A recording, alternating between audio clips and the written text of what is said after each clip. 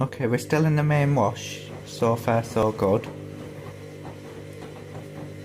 It should be draining shortly, but as you can see, with them being new claws, you can see the fluff in the seal there. So I'm going to have to clean that out afterwards. Very rarely the washer does that. So I'll just try and get a different angle. There we go.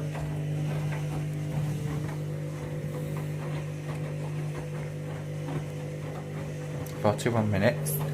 As you can see, I've got on Smart Touch, so that's on darks.